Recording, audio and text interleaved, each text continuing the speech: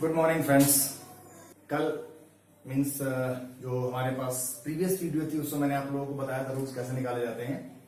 तो मैंने कुछ होमवर्क भी दिया था। मैंने कहा था आप लोग एक्सरसाइज लगाइएगा, सॉल्व कीजिएगा। तो मैं उम्मीद करता हूँ आप लोगों ने सॉल्व भी किया होगा।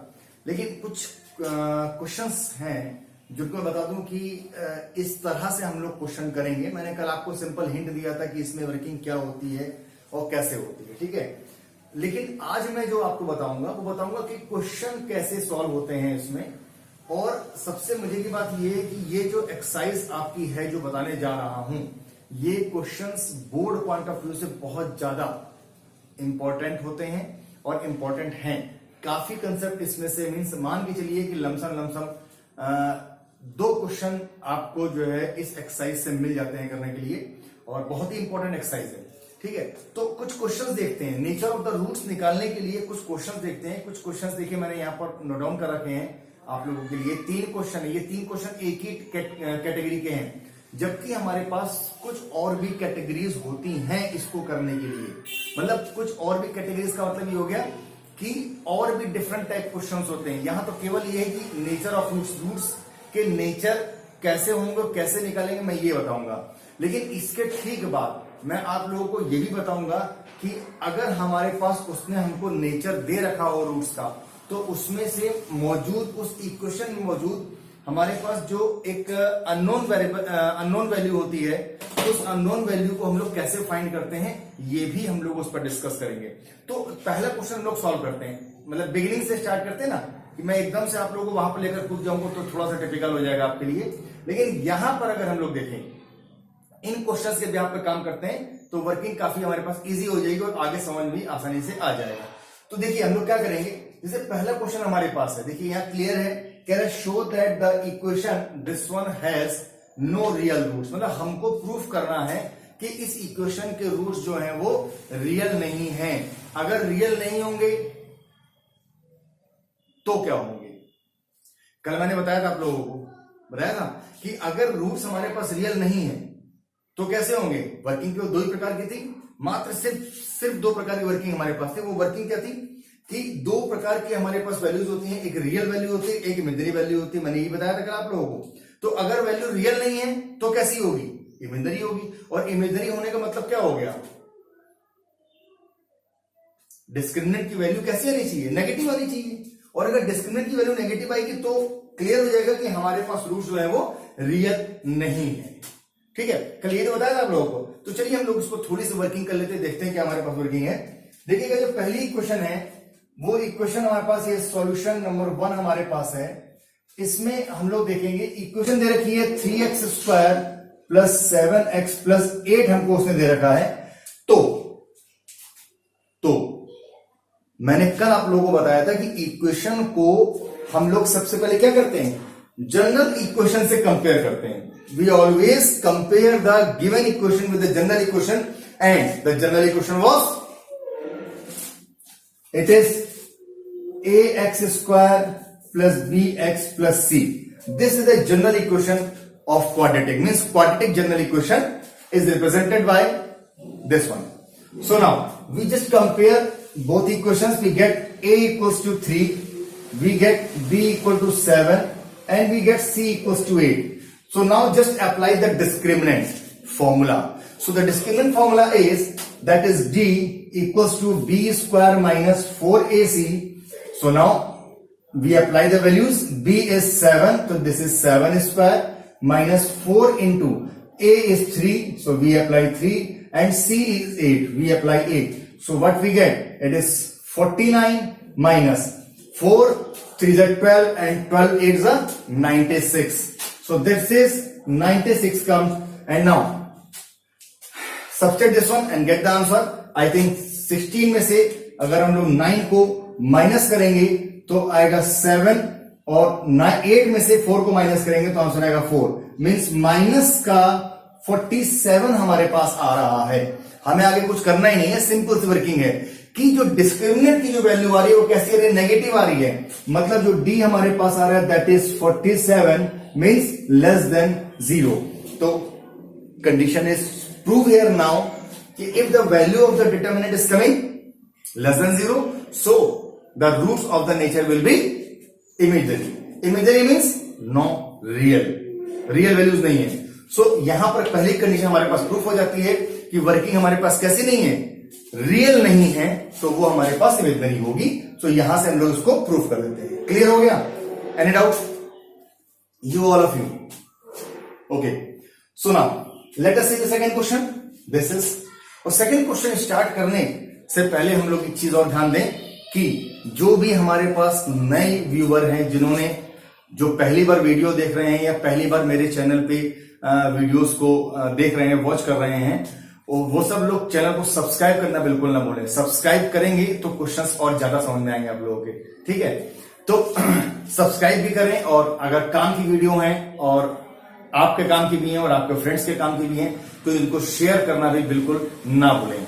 और ये वीडियो कैसा लगा इसको कमेंट बॉक्स में जरूर इसके बारे में बताएं, जिससे कि हमें भी आगे काम करने में अच्छा लगेगा, ठीक है? So now see the next condition. Next condition means, देखिए ये जो कंडीशन मैंने बताई आपको, है ना, ये कंडीशन क्या है, मतलब ये हमारे पास जो कुछ टाइप्स है ना, अगर हम लोग एक्सरसाइज को कुछ टाइप्स में ब्रेक करें, ठीक है, अलग अलग की एक एक्सरसाइज में कितने टाइप के क्वेश्चन होते हैं, तो उसमें से एक टाइप का जो क्वेश्चन था आपका वो ये वाला कि अगर रूट्स हमारे पास रियल नहीं है तो हम लोग क्या वर्किंग करते हैं, या फिर रूट्स अगर इमेजिनरी हैं तो क्या वर्किंग करते हैं, ठीक है? तो उसके लिए एक टाइप की कंडीशन खत्म हो जाती है, ठीक? अब सेकंड टाइप की कंडीशन हमारे पास क्या आती है, हम लोग उस पर ध्यान देते हैं। इसमें हमारे पास सेकंड इक्वेशन क्या रहा है कि 2x² माइनस 6x प्लस 3, ये एक इक्वेशन है, और हमें दिखाना है कि इसके रूट्स कैसे हैं, रियल है। देखिएगा यहां पर है, कह रहा है रूट्स कैसे हैं, ये रियल हमारे पास रूट्स हमसे बता रहा है, ठीक है? तो आइए देखते हैं हम लोग वर्किंग इसमें क्या करेंगे। देखिए हमारे पास वर्किंग है 2x² माइनस 6x प्लस 3, तो हम लोग क्या करेंगे, यहां पर क्वेश्चन है 2x² माइनस 6x प्लस 3, हमारे पास ये इक्वेशन है।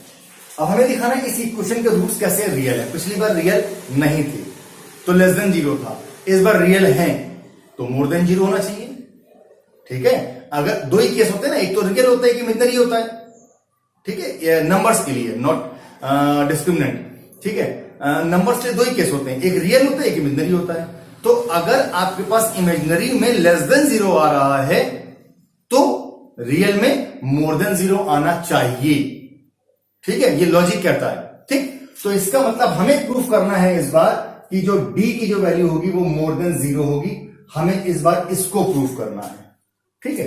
तो देखते हैं, प्रूफ कर लेते हैं। Now we just compare both equations. तो a इक्वल्स टू 2 मिला, b इज इक्वल्स टू -6 और c इज इक्वल्स टू 3। मैंने आप लोगों को बताया था कि जब हम लोग कंपेयर करते हैं तो साइन को भी ध्यान में रखते हैं। अगर कोई एक साइन हमारे पास आ रहा है और वो साइन नेगेटिव है, ठीक है, तो हम लोग उस साइन को भी लेके चलेंगे। अब अगर यहां पर क्वेश्चन आप लोग ये पुट करते हैं कि सर प्लस वाला साइन क्यों नहीं लेते हैं, तो ये मूर्खता का परिचय होगा, है ना? क्योंकि प्लस साइन आप रखोगे या नहीं रखोगे तो बात एक ही पड़ जाएगी, कोई इफेक्ट तो नहीं पड़ेगा उसका, ठीक है? तो मूर्खता का परिचय मत दो। बेहतर होगा कि आप समझो उसको कि माइनस होता है तो ही उसको शो करते हैं, प्लस होता है तो शो करने की जरूरत ही नहीं है हमको। So now we just apply the formula for discriminant, that is D. D equals to b² minus 4ac हो गया। So this is b. b is -6 square. See here, this is b. And now -4. a is 2. It is 2 and c is 3. It is 3. So हमको क्या मिलता है? 36 minus 4 2 8 24. 24. We get 36 minus 24 means finally we get the answer 12. So हमें plus का 12 मिल रहा है। हमें क्या मिल रहा है? प्लस का 12 मिल रहा है हम लोगों को। प्लस का 12. प्लस का 12 means minus is not there, minus नहीं है। तो कोई वैल्यू अगर प्लस में होती है तो वो क्या होती है? तो हमारे पास वो होती है D equal to 12 means more than 0 का केस हमारे पास आता है।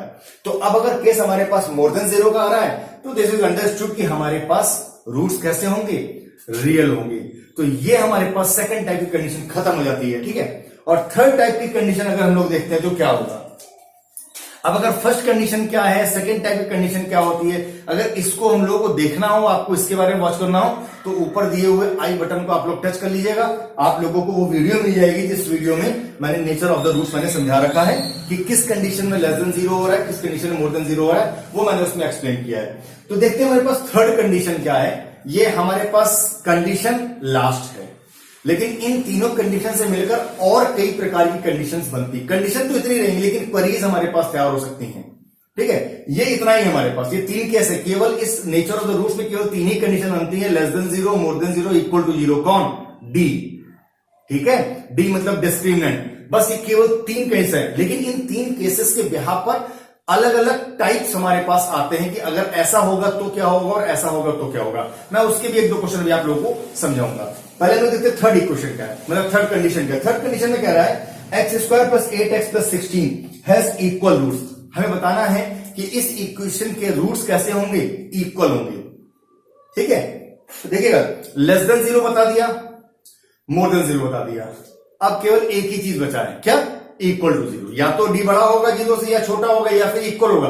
अब अगर इक्वल होता है तो वो आपका क्या हो जाएगा, रूट्स कैसे हो जाएंगे, इक्वल हो जाएंगे आपके। ठीक है, तो ये हमारे पास है। देखिए इसको हम लोग सॉल्व करते हैं, कैसे होगा। तो देखिएगा, इक्वेशन हमारे पास है x square plus 8x plus 16। Equation is x square plus 8x plus 16। ये इक्वेशन हमारे पास मौजूद है।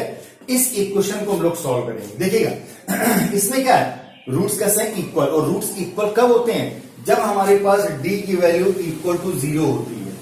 जब d की वैल्यू इक्वल टू जीरो होगी तो हम कहेंगे कि रूट्स हमारे पास इक्वल हैं। तो देखिएगा, कंपेयर करते हैं इसको।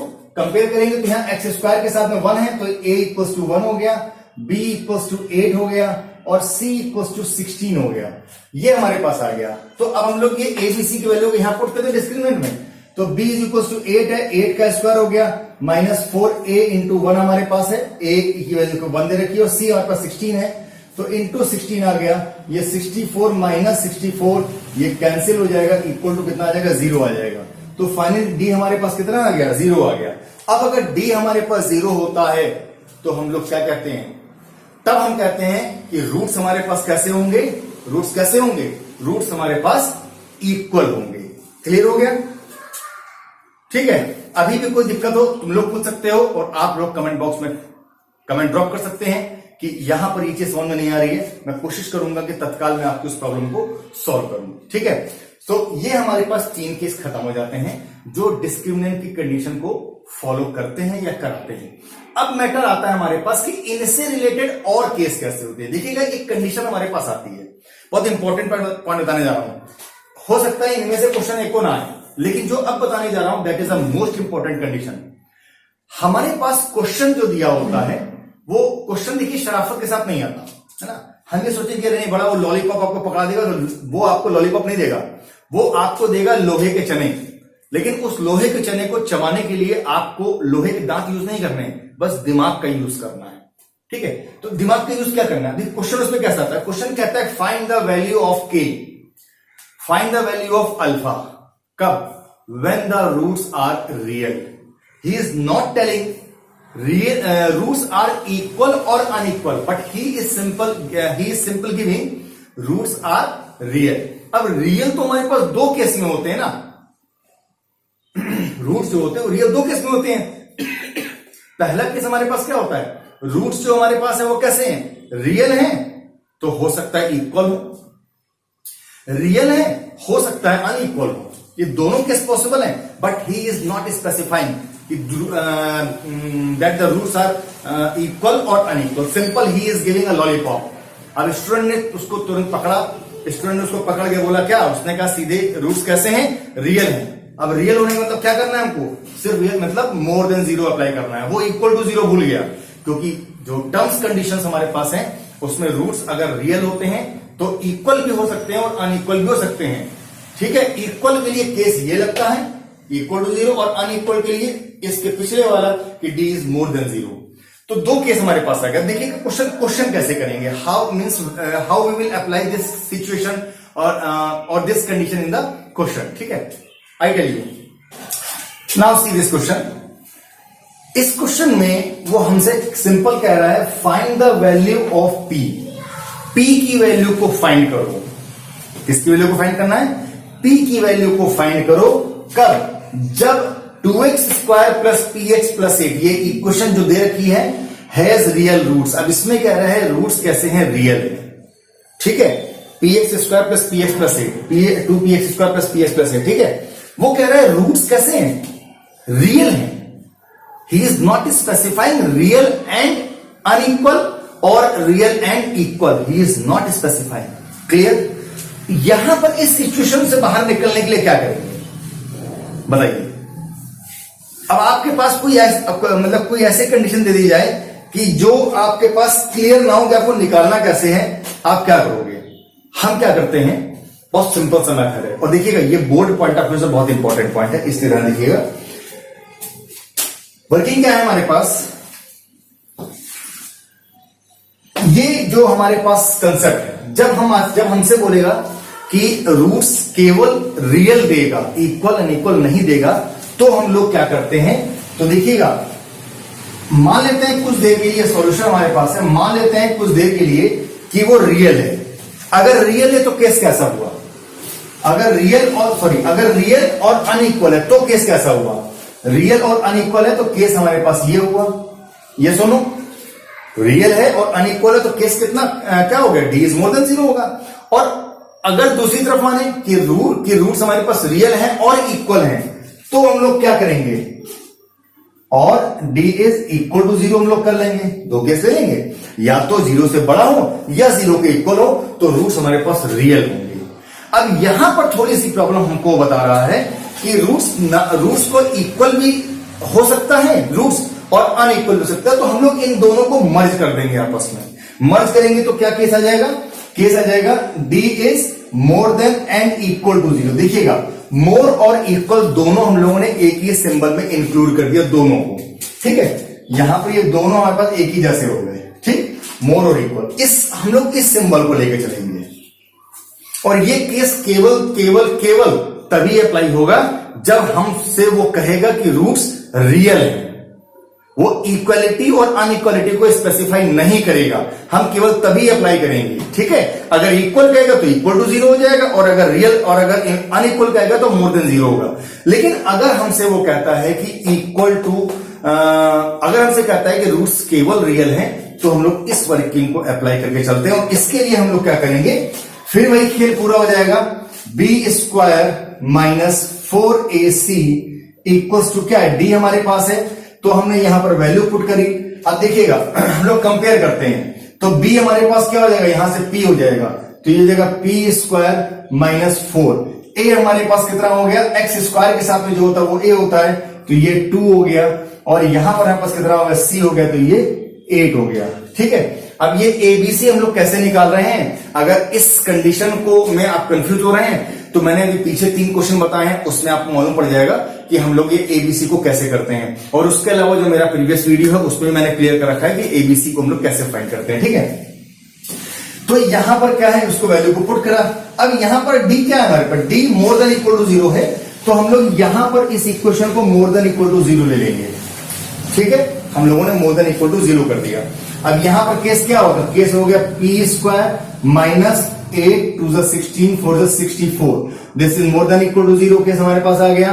तो यहां से होगा p² is more than equal to 64 हमारे पास हो गया। और अब अगर इसके बाद हम लोग आगे वर्किंग करेंगे, तो p is more than and equal to minus और प्लस, दो वैल्यू आ गई कि p is more than and equal to +8 और -8, हमारे पास दो वैल्यू आ रही हैं कि p जो हमारे पास होगा वो कैसा होगा, प्लस और -8 होगा, ठीक है। मैंने कहीं पर चेक कर लूं, ऐसा ना हो कैलकुलेशन में कहीं गड़बड़ कर दिया, बाद में तुम लोग हो गए कैलकुलेशन नहीं कर पा रहे, सिर्फ बाकी पढ़ाएंगे क्या, है ना।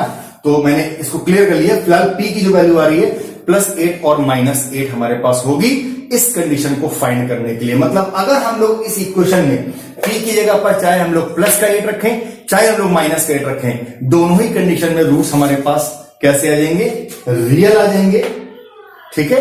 वो इक्वल अनइक्वल की बात ही नहीं कर रहा है, वो तो कह रहा है रियल आ जाएंगे। क्लियर हो गया।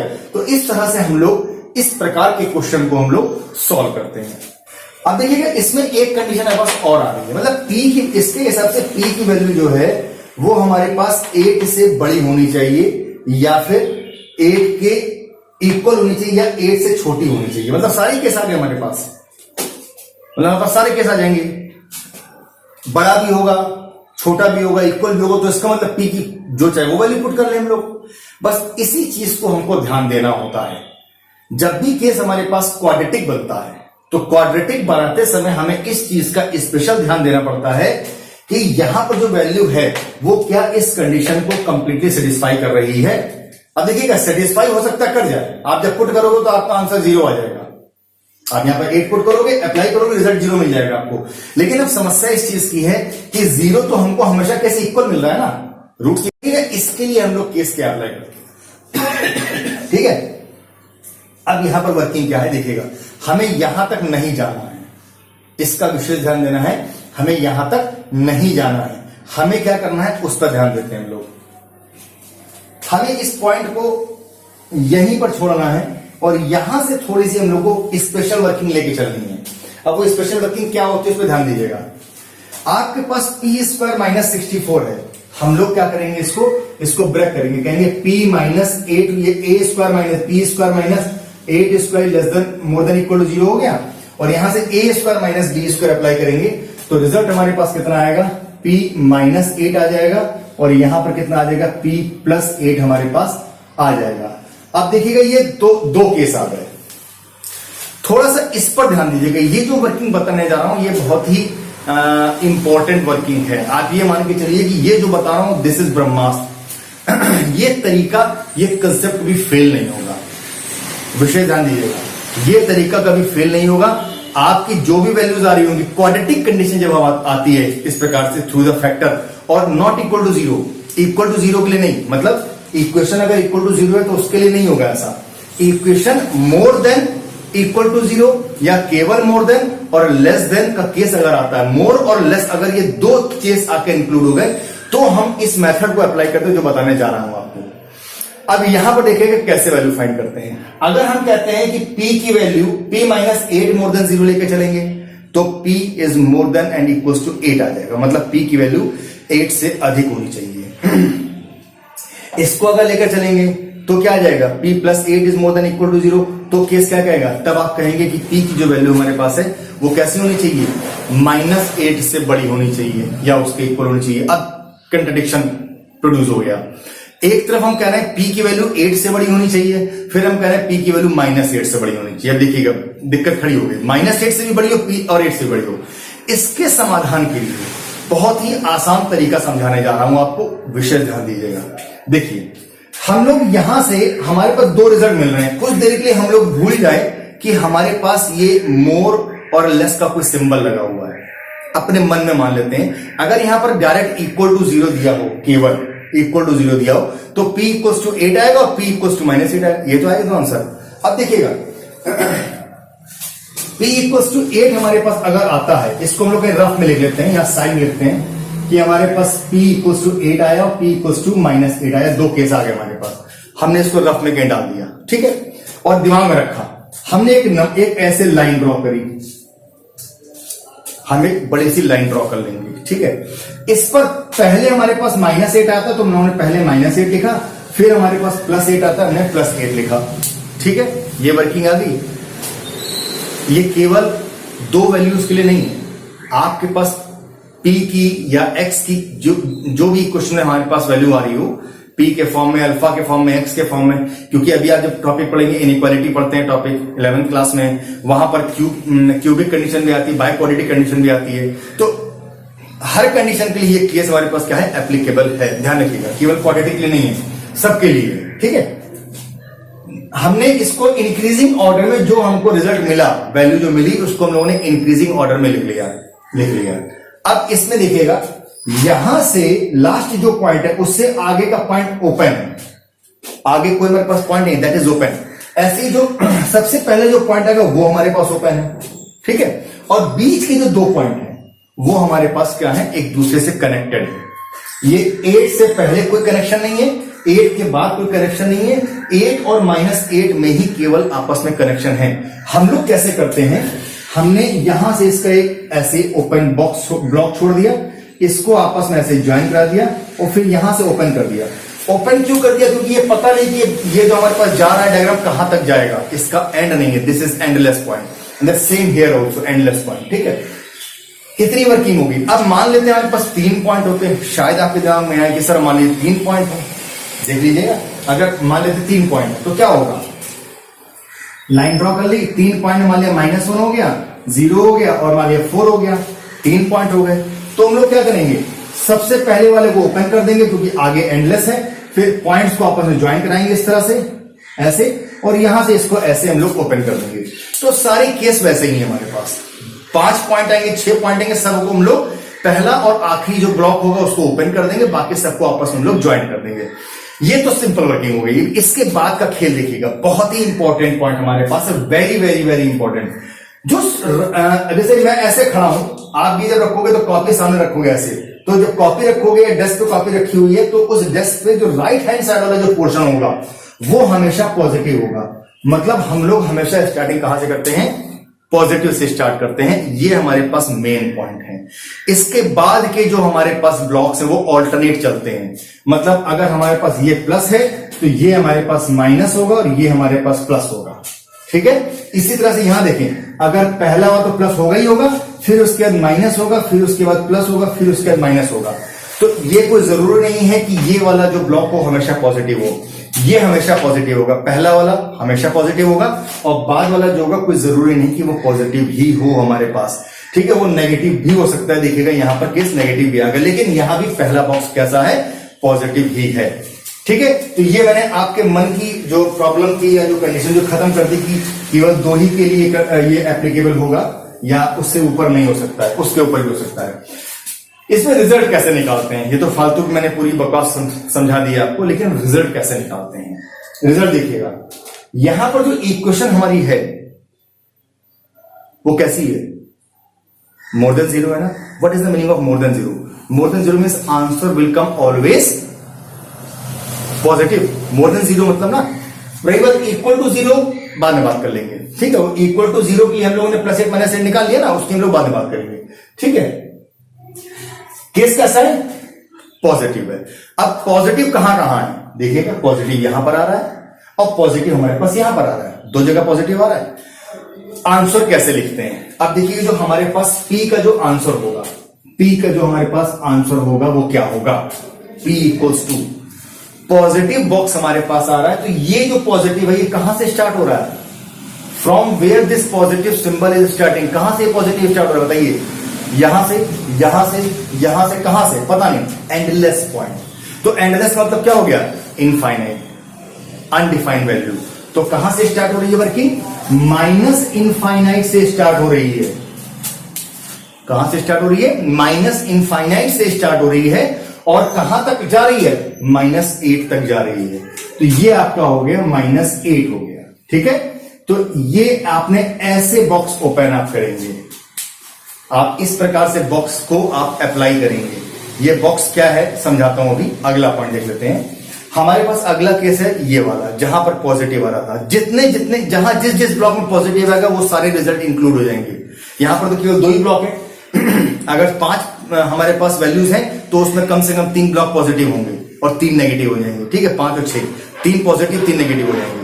तो हमारे पास क्या होगा, तब हम तीनों पॉजिटिव ब्लॉक्स को ले लेंगे। कैसे लेते हैं, 2 का देखिएगा, उसी तरह तीसरा भी हो जाएगा। तो दूसरा केस पॉजिटिव कहां से स्टार्ट हो रहा है, 8 से स्टार्ट हो रहा है, तो ये 8 को इंक्लूड कर लेंगे, ठीक है। और फिर कहां पर खत्म हो रहा है, पता नहीं कहां खत्म हो रहा है, अननोन, नॉन डिफाइंड। तो वो क्या हो गया, प्लस का इनफाइनाइट हो गया। यहां पर भी देखिए इस प्रकार से ब्रैकेट लगा दिया।